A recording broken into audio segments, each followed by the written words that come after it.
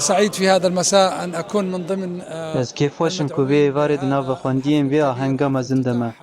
آهنگا وکرنا پیشانگه ناو دولتیه پرتوکانا شامی هذا المعرض الذي يعود كما عرفناه سابقا اف پیشانگه ها کوه که بری مناز دکر گشو برقی و گریایه تجی همو او تشتنکو ام جسویه خوشتویره دخوازین جی گشبونی و به همو فرهی و سربلندیه رشا چاندیه پیشکتیه لور لسوریه نشان دده و امیرو لشام ندا کو شهادیه لسر دیروکا کو سرکپتن توما کریه بکن المتقدمة هنا في سوريا. ونحن اليوم في دمشق ألا نشدو بصفحات التاريخ الذي كتب انتصارا. بين المعرض في هذا الوقت پیشانگه دوی دمیده و بوی رنگی تیوی واته کو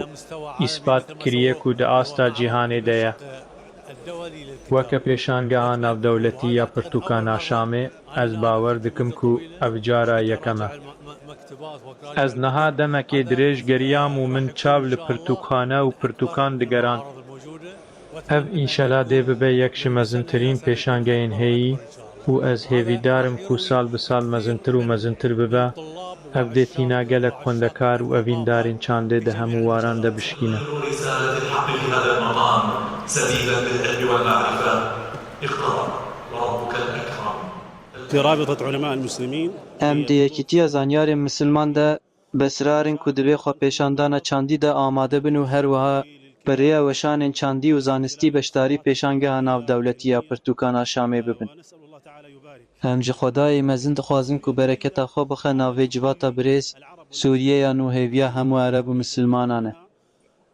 هم د سوریه یا نو ده دبینن کو اوریل بر همو عرب و مسلمانان ودکه کجاره کدن رابن سرپیان و گل چارنوی ساخو دیار بکن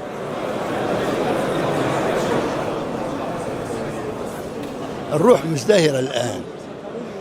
والكتاب هو شكل روح نها گشت بویه او پرتوکشی شکلک جه شکلین روحه لو ما دما کو پیشانگه که مزنا پرتوکان هبه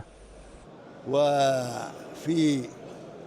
القارئ أو المطلع خواندوان آنجی آگاهدار به همو هسکرن و آرامیه ته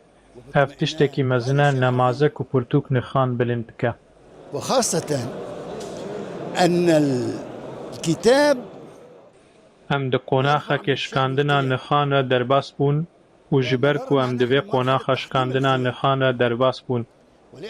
دوی ام نخین خوین نسر بنگاه براتی حسکرن و وکوی جنوبه بدست بخن روها راستی لوف بیکم پیشانگاه پرتوکان لپشتی وزگاری پیروز لتتوج الحقيقة هنا في معرض الكتاب الأول بعد التحرير المبارك عادت لتقول للقواميس إنها تملك اللغة